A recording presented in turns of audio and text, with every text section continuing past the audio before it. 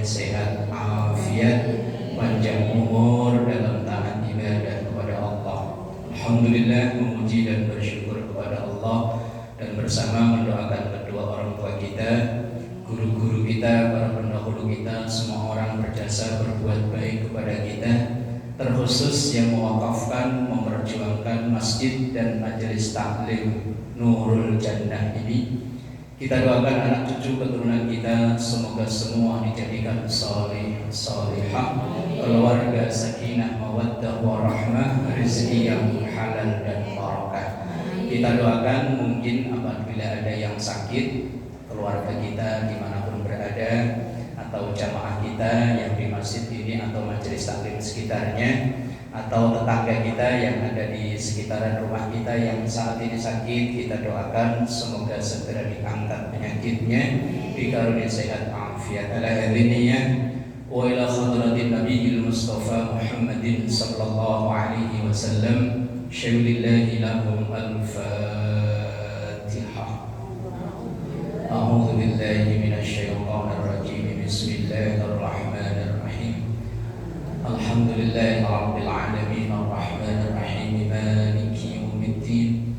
Iyyaka na'budu wa iyyaka nasta'in. Ihdinas siratal mustaqim. Shiratal ladzina an'amta 'alaihim ghairil maghdubi 'alaihim waladdallin. Amin amin ya rabbal alamin.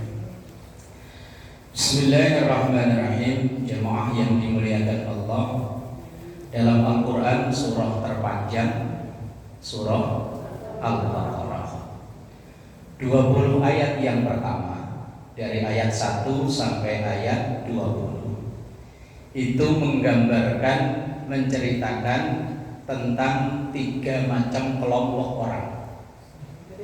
Dari ayat 1 sampai 5 itu menceritakan orang-orang yang muttaqin, hudan lil muttaqin. Ciri-cirinya dari ayat 2, 3, 4 sampai ayat yang kelima. Ulaika ala hudam mir rabbihim wa ulaika humul muflihun. Kemudian ayat 6 dan 7 itu menceritakan orang-orang kafir. Innal ladzina kafaru sawa'un 'alaihim a'andzartahum la yu'minun. Kemudian ayat yang ke-8 sampai ayat 20, 13 ayat. Ini membahas orang munafik. 5 ayat ditujukan untuk orang bertakwa, 2 ayat untuk orang kafir, banyak banget 13 ayat untuk orang munafik. Menunjukkan bahwa orang munafik itu orang yang ruwet, ribet. Sejarah Rasulullah pernah hampir sekujur tubuh terluka, itu juga gara-gara orang munafik. Dalam riwayat perang Uhud, perang yang kedua, perang yang pertama namanya perang Badar, yang para pasukannya diabadikan dalam sholawat Badar. Lah perang yang kedua itu namanya perang Uhud, terjadi di bukit Uhud. Perang ini Rasulullah dan pasukannya hampir menang. Tapi karena pengkhianatan orang-orang munafik yang saat itu dikomandoi oleh seorang yang bernama Abdullah bin Ubay bin Salul. Namanya bagus ya, Abdullah Ubay Salul. Lah Abdullah bin Ubay bin Salul ini saat diajak rapat perang paling semangat. Gimana kita para maju ya Rasul, jangan takut, kita berada di pihak yang benar. Oh, giliran pasukan Islam maju, dia melipir mundur, mending mundur sendirian, ngajak orang. Ngapain perang, mati, binimu masih cakep, mundur. Ntar binimu diambil orang, mundur. Akhirnya pasukan yang udah ditempatkan di ini akhirnya berkhianat mundur. Sampai peristiwa yang sangat tragis menyedihkan, yaitu gugur dan syahidnya paman Rasulullah Sayyidina Hamzah. Hamzah itu saudara kandung ayahnya Rasulullah, Abdullah. Lah Hamzah ini dibunuh oleh seorang budak berkulit hitam namanya Wahsy. Lah Wahsy ini dijanjiin duit sama merdeka oleh seorang perempuan yang bernama Hindun. Kalau bahasa kita begini, Wahsy, kalau kamu bisa membunuh salah satu pembesar dari umat Islam, kalau bisa yang keluarga dengan Rasulullah, kalau bisa Hamzah. Memang yang diancam itu Hamzah. Kamu saya janjikan merdeka, nggak jadi budak lagi, plus uang. Akhirnya pas begitu perang, Hamzah madep ke sono, yang Wahsy ini melipir muter dari belakang. Karena kalau ngadu depan nggak berani, dari belakang ditombak, terus kena. Begitu kena jatuh, dimutilasi. Ibu mungkin bisa nonton di tayangan film-film ada. Dibelek ini dadanya, diambil jeroannya, dimakan. Yang makan perempuan tadi yang bernama Hindun. Wih, serem ya. Kalau jeroan ayam enak ya. Itu pun kalau udah matang. Ini mentah, diambil dikeruak Indonesianya. Gini loh. Saking gemesnya, langsung dimakan. Itu berawal dari pengkhianatan orang munafik. Bahayanya munafik. Maka Rasulullah pernah membakar masjid. Masjid yang dibangun oleh tadi itu tokoh munafik siapa tadi, masih ingat namanya? Kok guyu? Klasik apa? Abdullah Ubay Salul. Wahsy itu kan orang Suruhan itu enggak. Ini tokoh intelektualnya namanya Abdullah bin Ubay bin Salul. Untuk menyaingi Masjid Nabawi yang sekarang masih ada itu. Dulu dia bangun masjid gak jauh dari situ, tapi tujuannya justru bukan untuk meramaikan Islam, tapi untuk memadamkan Islam. Maka Rasulullah nyuruh masjid itu dibakar. Namanya Masjid Diror. Masjid Diror. Jadi kalau ada sejarah masjid dibakar oleh umat Islam sendiri, bahkan yang nyuruh Nabi itu di zaman Nabi, yaitu namanya Masjid Diror.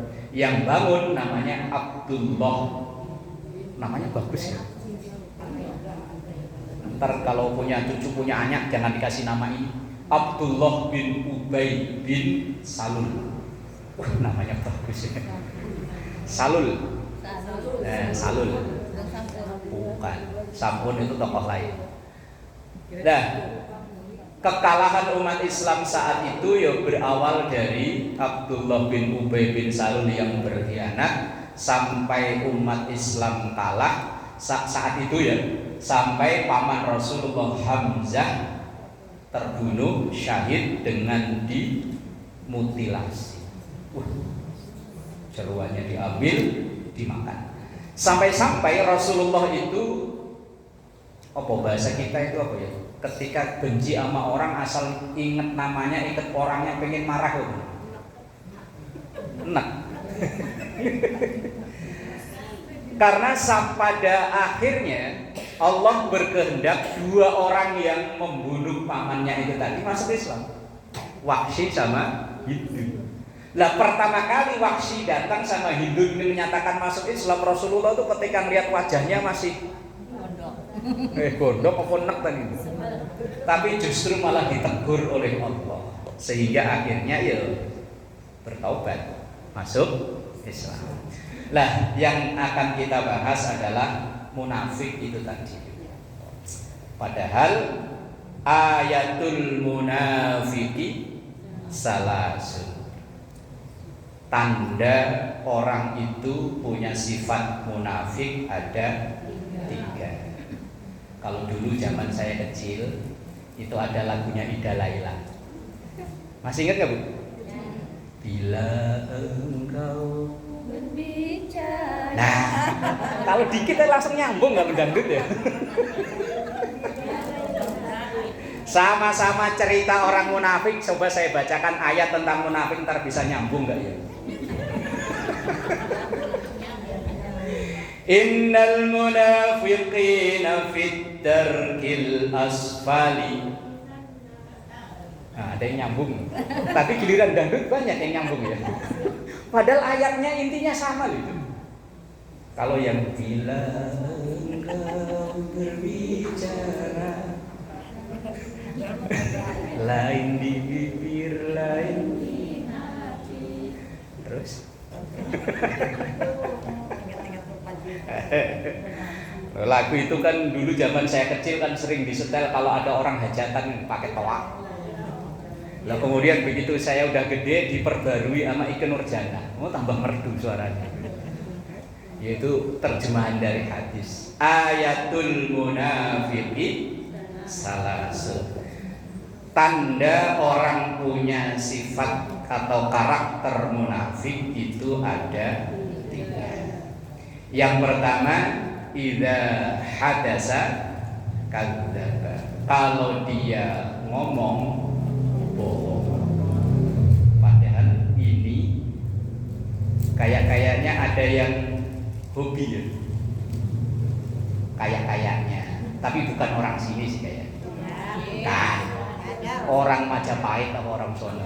Orang sini mah alhamdulillah. Padahal penyakit bohong itu sekali kita bohong akan menimbulkan bohong 2, bohong 3, bohong 4, bohong 5 terus. Umpama antar tahun baru Majelis Taklim Nurul Jannah ngadain jalan-jalan. Umpama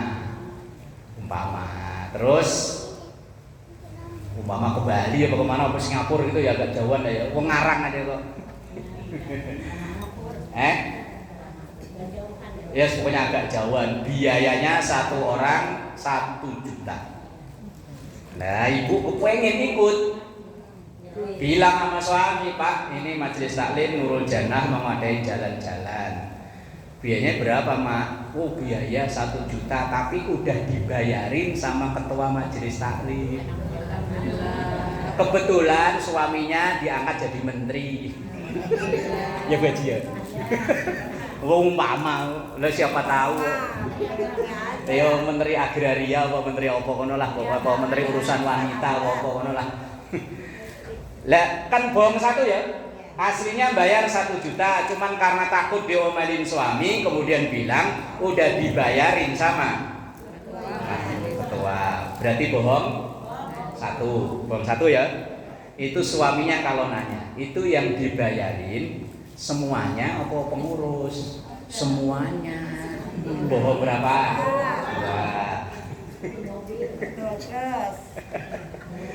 2. Lah terus kalau suaminya naknya lagi, lah itu nanti ongkosnya gimana? Apa namanya, biaya makan dan lain-lain itu. Kalau transport kan udah dibayarin. Transportnya kan biayanya juga akomodasi nggak kecil. Lah terus biaya makan gimana Mak? Sama, udah dibayarin juga.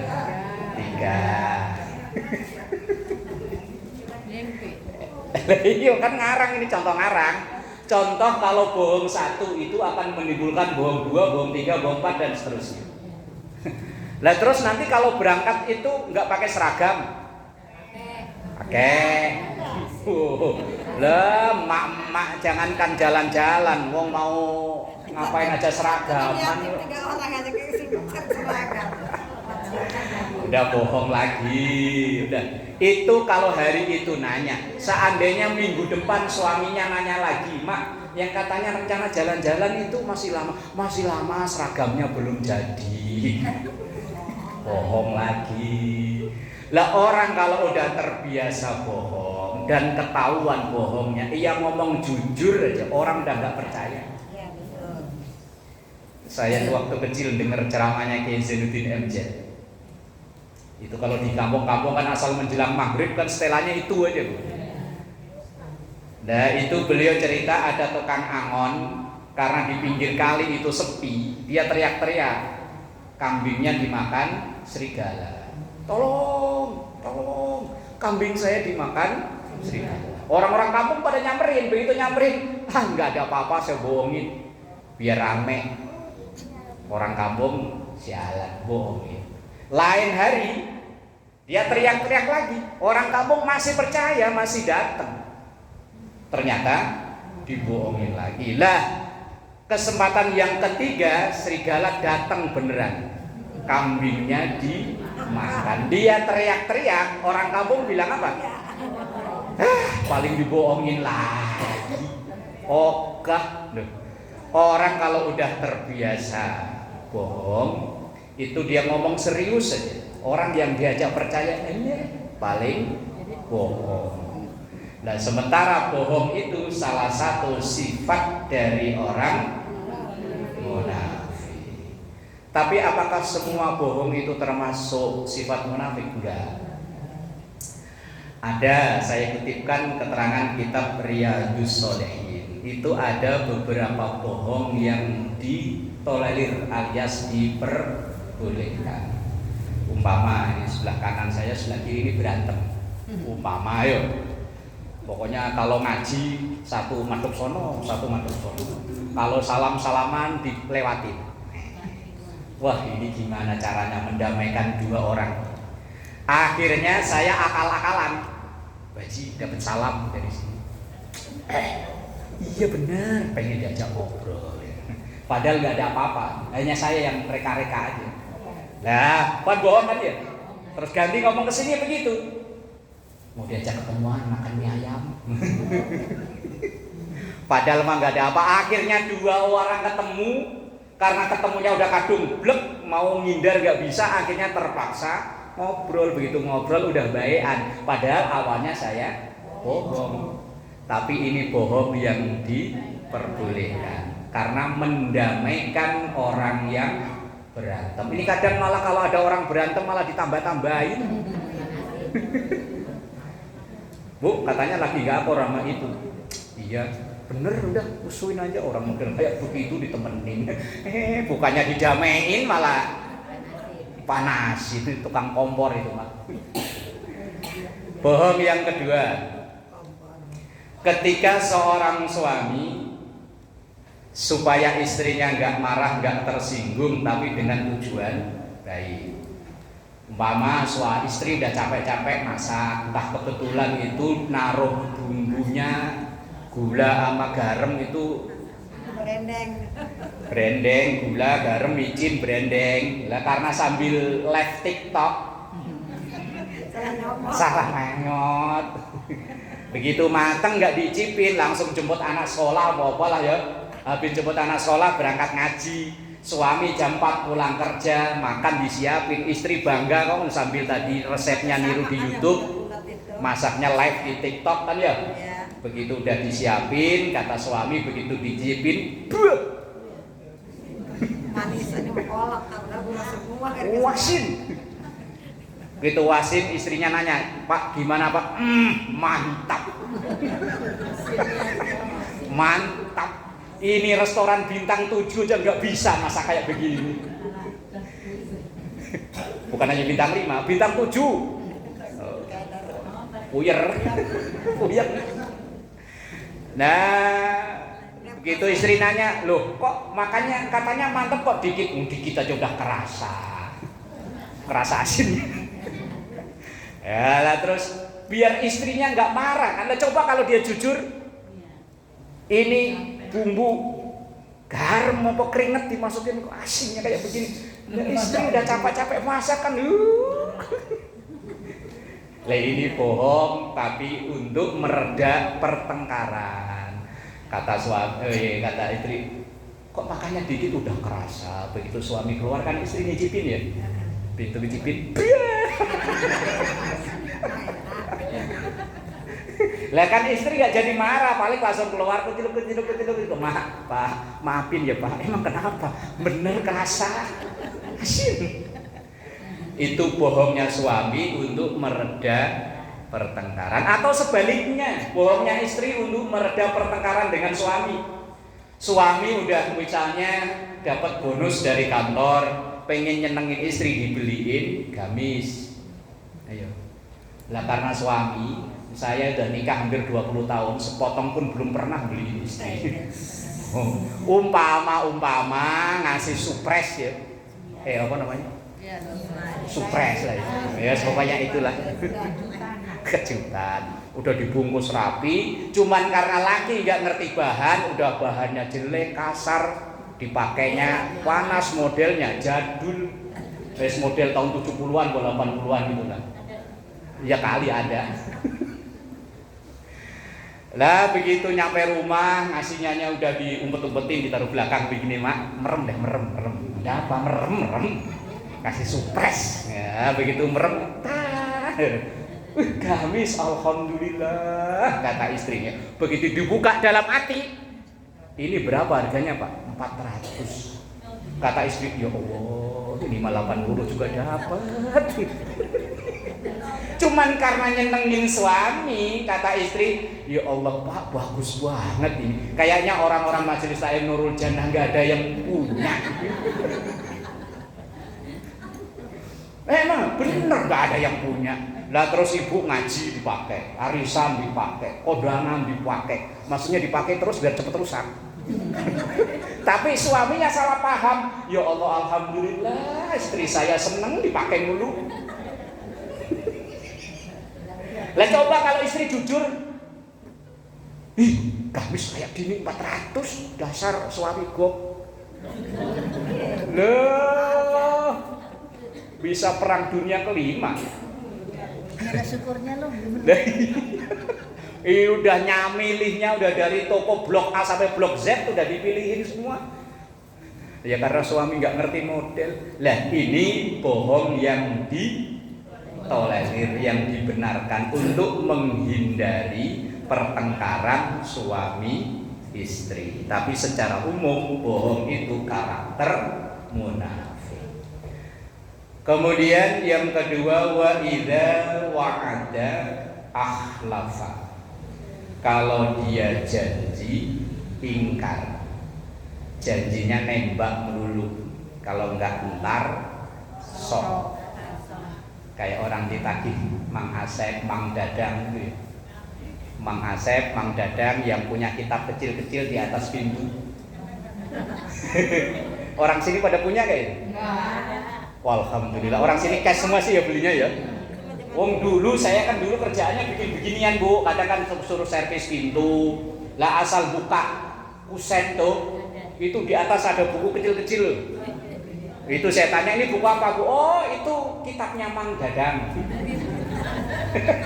Itu kitabnya Mang Asep yang beli panci sehari. Nah, iya. Wah, pada tahu berarti kan pengalaman kan ya? Nah kalau saya kan pernah melihat langsung. Ibu asal ada yang Mang datang ini Bu, panci bagus murah, berapaan? 3.000 sehari. Selama berapa bulan ya Bu? Wa idza wa'ada akhlafa. Kalau janji ia ingkar.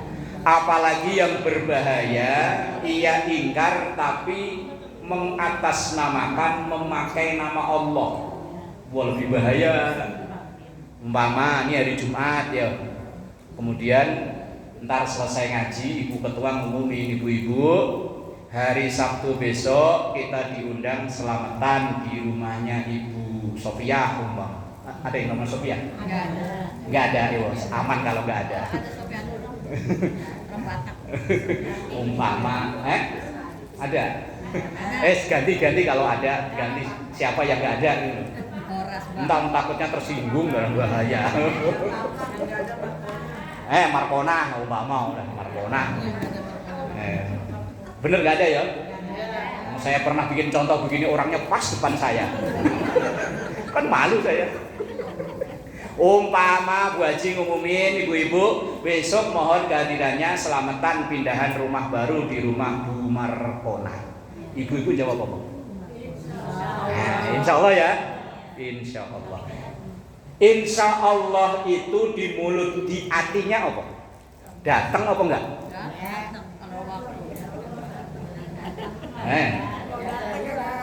Nah, sementara kita udah tahu Markonah itu orangnya kayak apa? Pelitnya naudzubillah. Ngundang orang selamatan biasanya sama telur utuh, ini telur puyuh aja dibelah.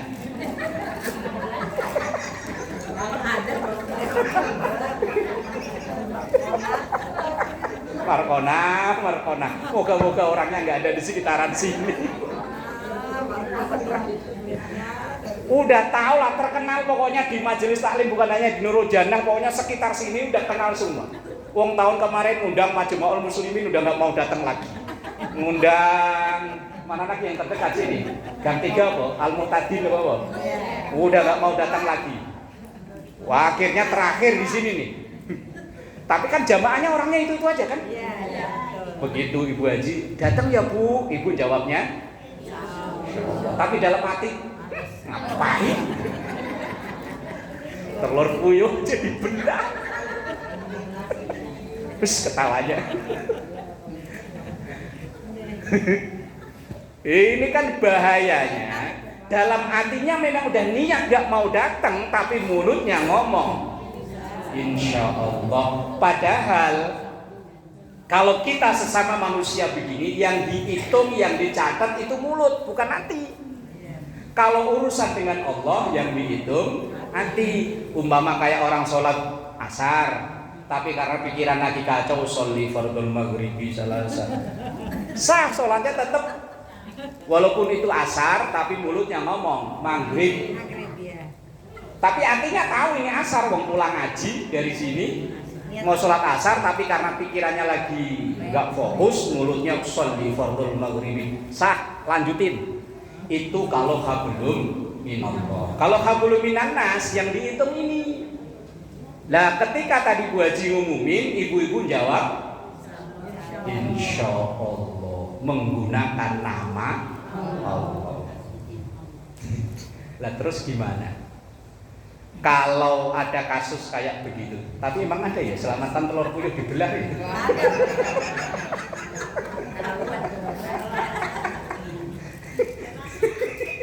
Umpama ya bisa bener bisa enggak. Tapi ya kebangetan lah ya telur puyuh kok jadi belah. Belahnya aja nggak pakai pisau. Kalau pisau habis nempel di pisau, pakai benang.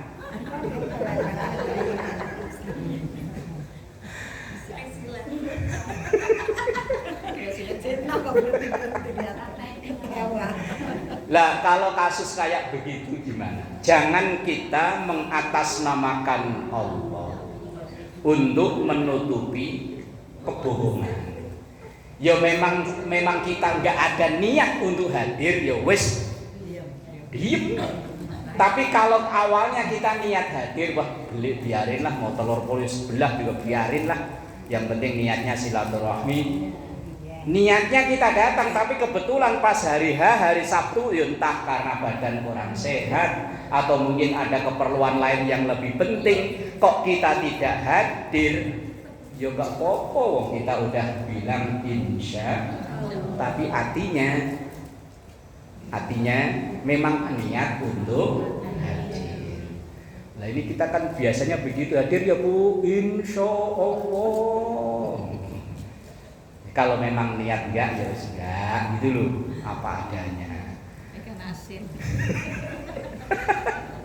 Ikan asin telur dibelah. Ada ya Allah. Tapi apa ya ada, enggak ada lah ya.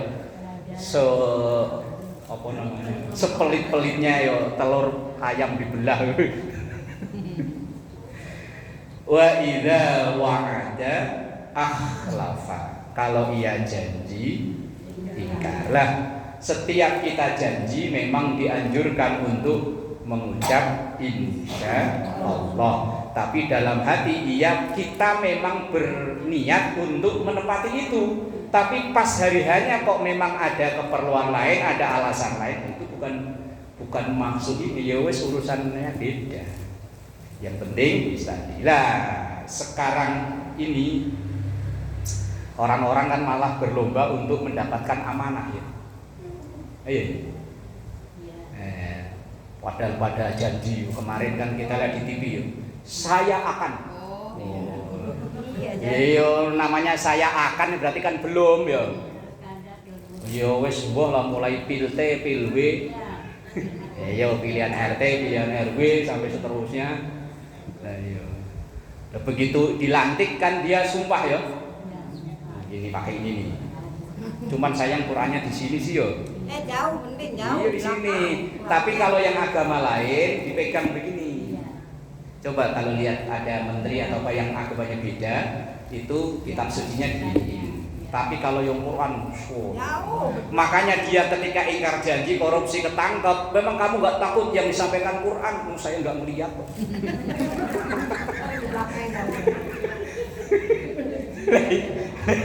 Qurannya nggak lihat umpal yang sono, dia ngaduk sono. Lah kalau agama lain kan, Qurannya di depan.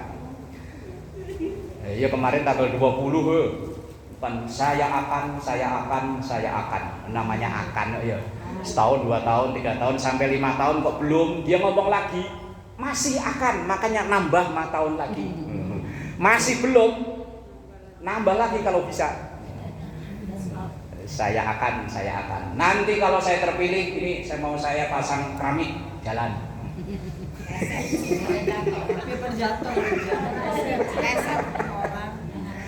Akan dong. Ditepati nggak ditepati ya dia yang janji, nanti akan ditagih janjinya. Karena janji itu bagaikan utang, al-wa'du dainun. Janji itu adalah utang. Termasuk ibu-ibu yang suka janji sama cucunya nih. Ayo, yang punya cucu segini nih kadang nangis. Udah ntar sore kita jalan-jalan. Ayo.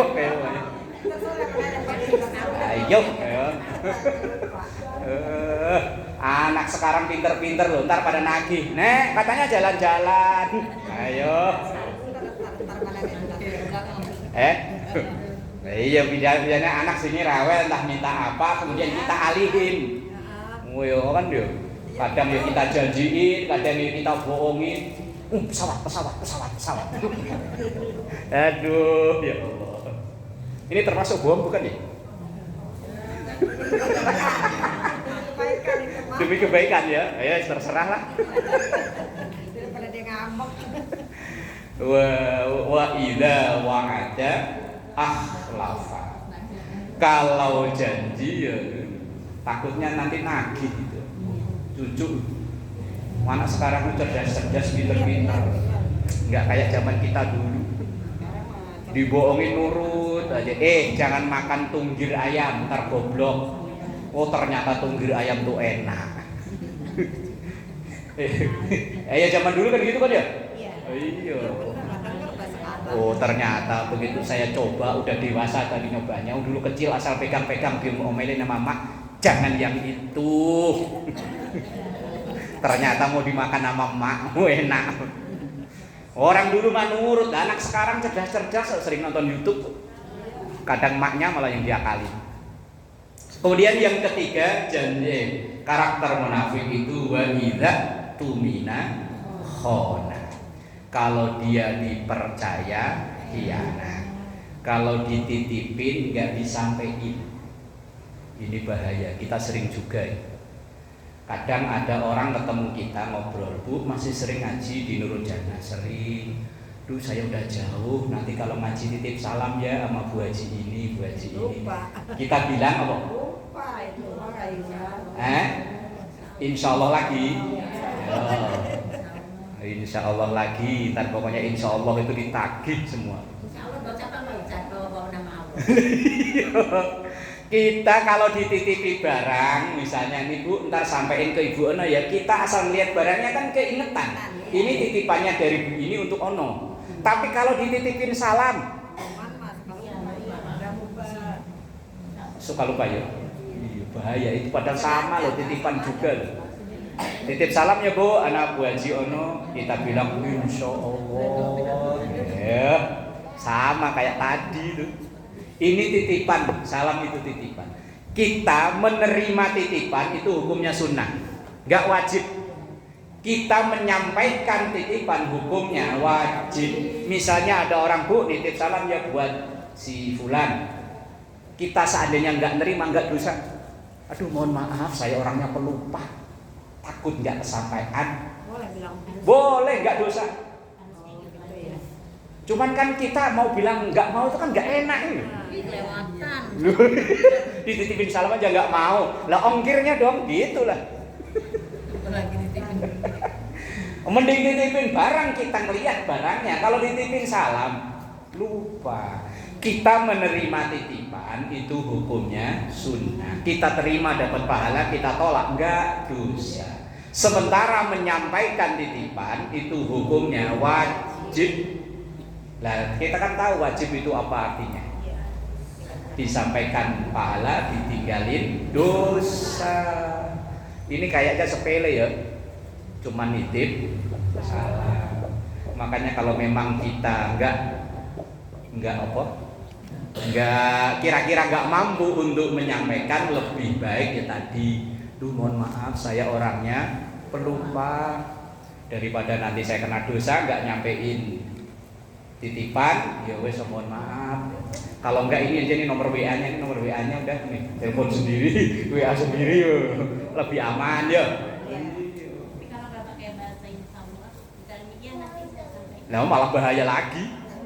Seakan-akan udah memastikan akan menyampaikan. Iya gini Ustaz. Iya insyaallah saya ingat ya. Lah kalau ada kata pakai kata kalau, ya mending nyari aman itu kalau saya ingat, ya wes selesai. Ayo, aman begitu tuh. Ya udah nanti kalau saya ketemu, kalau ingat saya sampein, gitu ya. Wah, aman begitu. Kalau insya Allah saya sampein, nah Yakin. apalagi nggak pakai insya Allah, wah malah bahaya lagi. Siap nanti saya sampaikan. Kayaknya memastikan. Nah itu 3 tanda munafik yang ada dalam hadis. Sementara yang ada dalam Quran ini kayaknya malah kita banget ini. Makanya ya banyakin istighfar.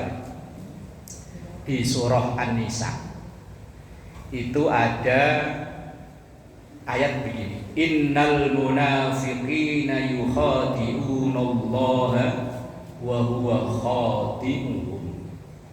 Wa idza qamu ila sholati qamu kusala. Yura'unan nasa wa la yadhkurunallaha illa qalila. Ini tanda munafik, tapi kayaknya kita banget nih. Artinya udah paham aja? Belum paham. Masa sih? Kan udah lama ngaji. Innal munafiqina, sesungguhnya orang munafik itu yukhadi'unallaha wa huwa khadi'uhum. Mereka itu ngeledek Allah. Lah, kok ngeledek itu gimana ngeledek Allah caranya? Wa idza qamu ila sholati qamu kusala. Mereka itu orang-orang munafik itu kalau sholat ya sholat tapi kusala. Kusala itu dari bahasa kaslanun, males-malesan. Kayaknya kita banget ya kadang ya. Allahu Akbar.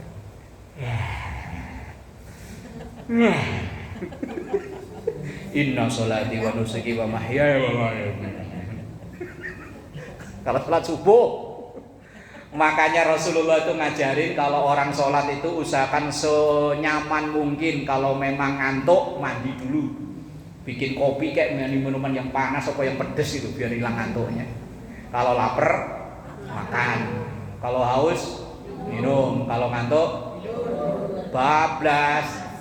Kalau ngantuk yo gimana caranya hilangnya ngantuk? Bikin kopi kayak bikin kopi tuh mandi apa biar hilang ngantuknya. Lah ciri munafik yang disampaikan Quran ini kayaknya menghinggapi kita semua. Wa idza qamu ila sholati qamu kusala. Mereka sholat ya sholat, tapi sholatnya itu kusala, malesan. Ada azan ya, baru azan, masih lama. Giliran sekarang subuh kan jam 4:15 ya. Nah, begitu adzan jam 4:15 masih lama baru adzan. Begitu qad qamatis shalah baru qomat keliyep bentaran. Begitu ngeliyep biasanya kalau jam segitu itu tidur enak-enaknya tidur, apalagi tambah hujan. Mantep. Seret bangun-bangun jam 7. Suaminya yang dari masjid kebetulan ngobrol gak pulang-pulang. Begitu pulang nyampe rumah istrinya baru sholat. Suaminya udah berhusnudzon, berprasangka baik, ya Allah istri saya jam ini udah sholat duha. Begitu suaminya masuk kan sholatnya di kamar, ganti baju, begitu rakaat kedua loh duha kok tangannya diangkat nih. Suaminya mulai suudon. Duha model apa ini? Ternyata subuh. Kasihan. Lah, kalau yang disampaikan Quran ini kok ada di kita, kan kita yang masuk tanda-tandanya munafik ya. Yura'unan nas, tapi kalau dilihat banyak orang sholatnya semangat. Ada besan nginep jam 2 udah bangun. Aduh ya Allah. Wala ini yang bahaya ini. Wala yadhkurunallaha illa qalila. Dalam sholatnya enggak ingat Allah. Nah kan kita banget kan ya. Allahu Akbar. Tadi ke pasar bawa uang 200 kok sisa 15.000 ya. Allahu Akbar. Perasaan kangkung udah murah. Apa ya? Loh itu uang 200.000 dari takbiratul ihram sampai assalamualaikum warahmatullah dirinci. Makanya kemarin itu ada yang nanya. Kemarin. Pak, khusyuk itu masuk syarat sah sholat enggak? Kalau ibu jawab apa? Enggak. Khusyuk. Masuk syarat sah sholat enggak? Enggak ya? Bener nih. Terus yang nanya itu saya balik tanya begini, kalau seandainya khusyuk itu syarat sah sholat, kira-kira orang akhir zaman model kayak kita itu sholatnya ada yang sah nggak? Loh, saya pernah nyari ini loh, gara-gara ini rakaat sholat lupa saya. Padahal baru 1 rakaat, belum 1 rakaat malah. Waktu masih tinggal di sini. Mau ngajar habis asar, itu saya nyari ini nggak nemu-nemu. Padahal ini di kantong celana.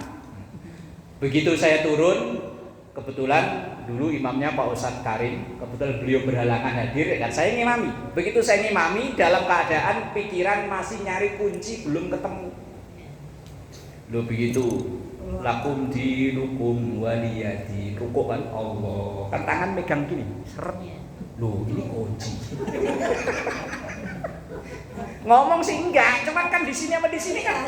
Ini kunci. Tadi saya cari enggak temu-temu. Begitu sami Allahu liman hamidah, mulai dah bimbang. Ini rakaat kedua atau ketiga. Padahal 1 aja belum. Itu saya Bu, kalau Ibu mah alhamdulillah. Maksudnya kan begitu. Ya Allah, kadang saya kalau baca ayat Quran begini, ya Allah, munafik kok saya banget ya. Lah terus gimana ini? Gimana tuh ya? Astagfirullahaladzim. Lah makanya kita selesai sholat, assalamualaikum warahmatullah, assalamualaikum warahmatullah. Yang diperintahkan istighfar. Logikanya kalau orang habis melakukan baik itu kan alhamdulillah ya. Lah kenapa ini kok perintahnya istighfar? Aturan kalau habis sholat kan alhamdulillah bisa sholat gitu ya. Tapi ternyata enggak. Suruhnya karena bisa jadi saat lagi sholat kebayang yang 200.000 tadi. Kebayang ini. Makanya ya Assalamualaikum langsung astagfirullahaladzim, ya Allah maafin ya Allah, fisik saya, raga saya ngadep Engkau ya Allah, tapi hati dan pikiran saya ke pasar apa nih? Pasar Blimbing. Pikiran itu bisa jalan-jalan ya, ke kampung bisa, apalagi ya sebelum sholat tadi ditelepon dari kampung, Kak ini ada kabar mama sakit. Sambil sholat Allahu Akbar. Itu pikiran gak karuan ya pokoknya. Nah maka Imam Nawawi Banten, beliau ini kan ulama asli Indonesia, jadi tahu watak orang Indonesia itu beliau tahu. Beliau bilang begini, khusyuk itu bukan syarat sah sholat, tapi wajib di bagian tertentu dalam sholat, walaupun hanya dalam takbiratul ihram. Ketika kita Allahu Akbar, ingat Allah, itu udah top. Iyo, kalau seterusnya kan ya mbah lah ya. Apalagi yang punya cucu baru bisa jalan. Allahu Akbar. Kemana ini hujan? Allahu Akbar. Udah sambil rukuk bisa begini kok.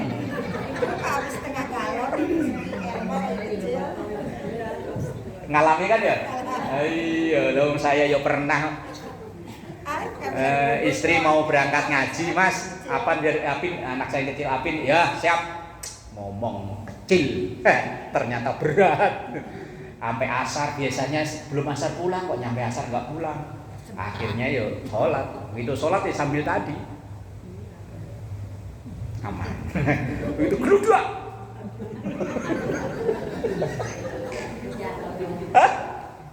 Galon ternyata. Ya Allah, makanya ya selesai sholat Karena kita umat akhir zaman ini memang begini. Imannya itu lebih tipis dari kulit bawang. Gampang goyah. Iman kita itu gampang banget goyah. Kita ini loh udah istiqomah setiap hari Jumat hadir ke sini. Lah kok tiba-tiba ada teman datang jalan yuk ke Gading. Saya traktir. Tetap ngaji apa ikut temen? Ngaji. Ngaji apa ikut temen? Kapan lagi kan?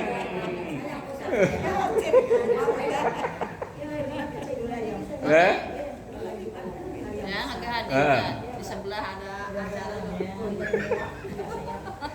Ya Allah.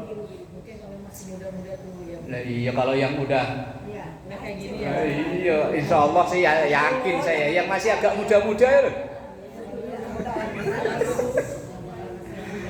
Gading yuk, ada mall baru, diskon. Iman kita ya memang begini. Maka ada satu makalah mengatakan al-imanu yazidu wa yanqus. Iman itu kadang naik, kadang yo turun. Iman kita nih seringnya naik apa seringnya turun? Turun kayaknya. Ya Allah, kok begitu banget ya?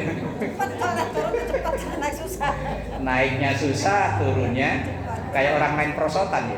Naiknya atu, giliran turun ya makanya wirid orang akhir zaman kayak kita ini yo istighfar. Di berbagai macam kesempatan yo istighfar. Doa kafaratul majlis itu juga ada kalimat istighfarnya. Walaupun kita niatnya ngaji, kadang malah dosa itu timbul di tempat pengajian. Iya, kita ini ngaji, tiba-tiba ada yang kucuk datang, langsung kita nyenggol sebelah.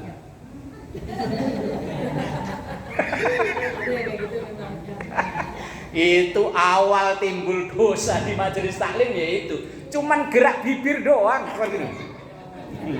Kan yang sebelah paham banget ya. Tumben datang. Halah.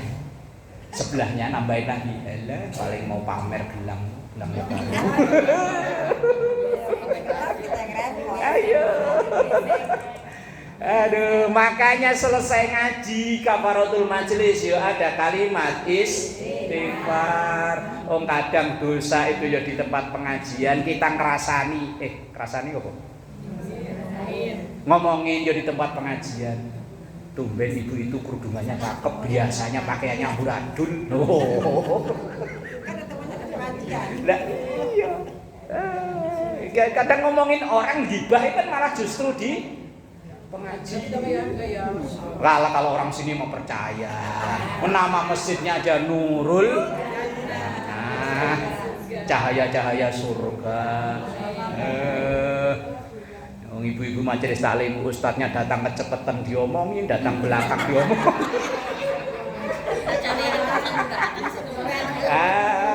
Yasinan baru mulai ustadznya datang. Tumben ustadz gak ada acara lain apa jam sini udah datang.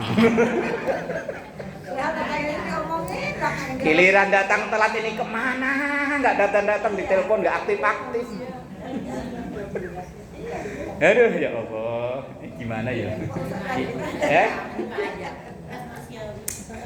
Lah ya makanya yo selesai sholat yo istighfar, selesai ngaji yo istighfar. Apalagi yo gimana lagi yo?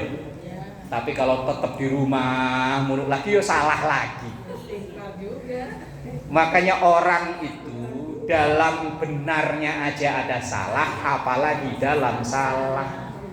Orang istiqomah jadi imam itu aja ada peluang salah loh.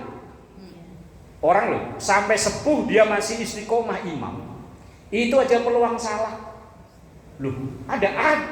Siapa tahu dia memang posisinya nggak pengen diganti. Pokoknya imamnya kalau bukan saya nggak afdol. Loh, pernah ada kejadian ini masalahnya. Dia belum datang karena nunggu udah kelamaan, akhirnya komat. Begitu komat, yang maju kan ya pokoknya yang bisa di situ akhirnya maju. Begitu selesai sholat, orang yang biasa imam itu mangmeng. Anak nggak pada punya adab, nggak nungguin orang tua. Padahal sholawatan itu apa belengor. Yang bidolimin itu loh selawatannya. 3 kali apa udah lama. Dari maghrib itu lama. Enggak komat. Karena udah ini Pak Imam kemana ya, akhirnya ya udah komat. Selesai sholat mameng. Nah itu dalam kebaikan aja ada. Apalagi memang dalam kesalahan, dalam kebaikan ibu ngasih itu kan baik ya. Itu aja ada peluang nggak baik. Ya Allah, makanya umat akhir zaman ya tadi istighfar. Apalagi tanda munafik dalam ayat ini, yang ayat ini loh di surah An-Nisa itu kayaknya kita banget masalahnya. Sholat kadang males-malesan, giliran sholat semangat kalau ada orang, ingat Allahnya cuma dikit. Lah terus ayatnya muzabzabina baina dzalik. Artinya udah masih gini. Apa namanya? Kayak kapal kalau diombak ini. Terombang ambing enggak karuan. Artinya walaupun ngadep Allah itu masih mikir sono, mikir sini, mikir sono, mikir sini. Yes, kan kita banget ya. Nah, padahal itu innal munafiqin termasuk karakter munafik. Lah munafik itu diancam oleh Allah, innal munafiqina fid darkil asfali minan nar. Orang munafik itu kalau sampai akhir hayat belum tobat, nanti ditaruh di neraka paling dalam. Paling dalam, paling kerak. Aspal udah menjadi bahasa Indonesia ya. Aspal itu kan paling bawah. Safala itu bawah, tapi kalau aspal paling bawah. Aduh, keraknya. Makanya ya istighfar banyak-banyak ini ya. Lah gimana lagi? Wong kita niat baik aja kadang terselip tidak baik di situ, apalagi memang niat tidak baik. Wallahu a'lam. Sebelum itu gimana kalau orang marahan sampai ke bawah mati gimana Ustaz? Wes enggak diakui umatnya Nabi. Rasul sering ngaji, sering begini, sering. Oh iya. Rasulullah itu kan ada ya dalam hadisnya, laisa ummati laisa minna, tidak termasuk golonganku orang yang Apa itu enggak teguran apa namanya? Musuhan. Sampai 3 hari belum bai'an, padahal dia ada kemungkinan untuk bai'an. Biasanya kalau musuhan yang betah itu orang kudungan apa orang pecian? Tahunan malah Ustaz. Nah, iya bahaya ya. Kalau orang pecian ini biasanya main fisik, begitu fisik selesai. Tapi kalau orang kudungan, kadang sampai diwarisin ke anak. Neng, kamu jangan sampai deket-deket sama anaknya si Ono. Enggak, aku sebagai ahli waris coret di kakak. Kayak film India itu. Rasulullah itu sangat tidak menyukai ketika umatnya saling bermusuhan. Walaupun seandainya kita nggak cocok dengan pendapatnya dia, dengan pemikirannya dia, ya wis wong nggak cocok itu biasa kok. Kita beda pilihan, beda amalan, beda agama aja biasa kok. Ya wis kalau yang ada tadi musuh-musuhan, ya wis ngaji bareng, ntar kalau budal salam budal. Bubaran salam-salaman. Oh, muka kalau salamin. Ya biarin, yang penting salaman langsung cakep. Kep. Langsung mereka langsung pulang dia. Ya wes, yang penting kita udah nggak memusuhi dia. Masalah dia musuhi kita itu urusan dia. Memang kadang kalau orang lagi musuhan yo apa aja salah yo. Tapi aslinya orang yang paling perhatian dengan kita itu orang yang musuhi kita. Umpama dia datang belakang orang yang musuh kita, itu ngecek sendal. Oh, ini sendalnya si ini udah datang duluan. Oh, apa sendal kita aja apal ya? Loh, kalau dalam